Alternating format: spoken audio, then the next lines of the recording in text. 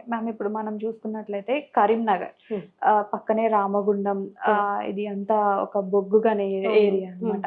So, ఈ ఏరియాలో ఉండే జనాలు ఎక్కువ హీట్‌ని తీసుకోవాల్సొస్తుంది. సో, కొంతమందికి హీట్ కూడా పడదు.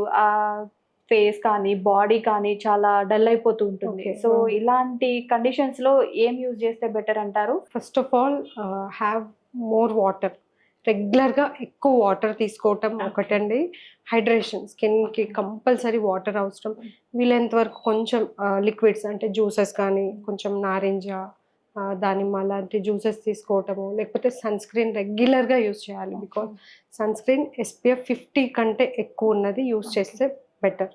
ఏదైనా మంచి సన్ స్క్రీన్ మీకు తెలిసినది చెప్తారా? చాలా ఉంటాయి. సన్ క్రాస్ కానీ, ఫోటో బ్యానెట్. ఓకే.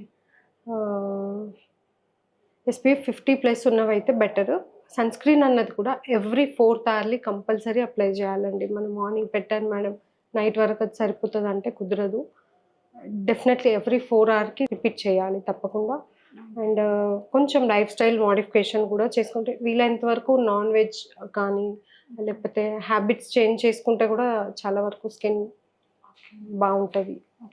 మ్యామ్ ఇంకా చూసుకున్నట్లయితే ప్లాస్టిక్ సర్జరీస్ ఫేస్ చేంజ్ చేయించుకోవడానికి రీసెంట్గా మనం కొంతమంది సెలబ్రిటీస్ని కూడా చూసాము.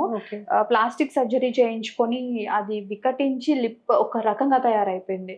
సో అలాంటి టైంలో మనం ఎటువంటి డాక్టర్ దగ్గరికి వెళ్ళాలి? అంటే మనం ఈ ప్లాస్టిక్ సర్జరీ మనకు సెట్ అవుతుందని వాళ్ళకి పేషెంట్స్కి మీరు ఎలా చెప్తారు? ప్లాస్టిక్ సర్జరీ యాక్చువల్లీ కొంచెం ట్రైన్డ్ డర్మటాలజిస్ట్ కానీ, ట్రైన్డ్ ప్లాస్టిక్ సర్జన్స్ దగ్గరికి వెళ్ళటం చాలా better. Don't go to some other cosmetics or some clinics which don't have any degree or dermatology or plastic surgeon లేని వాటికి వెళ్ళకండి. అండ్ ఇవి చాలా కాస్ట్లీ ప్రొసీజర్స్. ఓకే మ్యామ్, ఒక్కసారి ప్లాస్టిక్ సర్జరీ ఫెయిల్ అయితే మళ్ళీ తిరిగి మళ్ళీ రికవర్ అయ్యే ఛాన్సెస్ ఉన్నాయా? లేకపోతే ఇంకా అది అలానే కంటిన్యూ అవుతుందంటారా?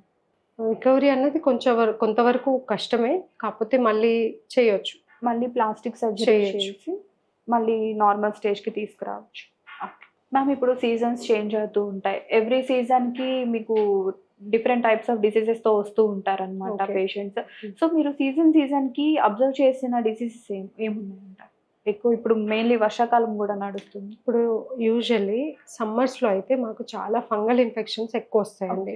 ఎందుకంటే ఈ చుట్టుపక్కల ఏరియా అంతా ఎక్కువ టెంపరేచర్ ఉంటుంది కాబట్టి, మాయిశ్చర్ ఎక్కువ ఉండి కూడా సమ్మర్లో కానీ మాకు ఫంగల్ ఇన్ఫెక్షన్స్ ఎక్కువ వస్తాయి. ప్లస్ కొంచెం ఈ శీతాకాలంలో ఎగ్జిమాస్ అంటాం. ఎగ్జిమాస్ కానీ, సోరియాసిస్ కానీ ఇవి ఫ్లేర్ అప్ అయ్యే ఛాన్సెస్ ఎక్కువ ఉంటాయి. చలి వల్ల అగ్రివేట్ అవుతూ ఉంటుంది. అది ఏమంటాం, చలి వల్ల అగ్రివేట్ అవ్వచ్చు.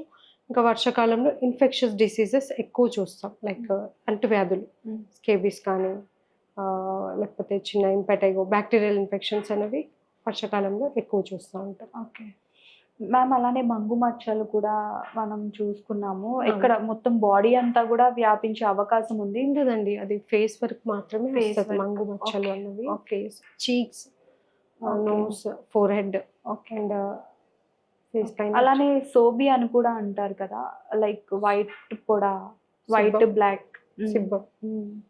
సో అది కూడా దాని వల్ల ఏమన్నది ఒక టైప్ ఆఫ్ చిన్న ఫంగల్ ఇన్ఫెక్షన్. ఓకే, అది లైఫ్ లాంగ్ కంటిన్యూ అవుతుందా లేకపోతే? లేదమ్మా, సమ్మర్లో అగ్రివేట్ అవుతుంది. సమ్మర్లో స్వెట్ ఎక్కువ వచ్చే వాళ్ళకి వచ్చే చిన్న ఇన్ఫెక్షన్, అలర్జీ అది. That is also type of fungal infection. Just అది అగ్రివేట్ అవుతుంది సమ్మర్ వచ్చినప్పుడు స్వెట్ వల్ల, మళ్ళీ పెరిగే ఛాన్సెస్ ఉంటుంది. ఓకే.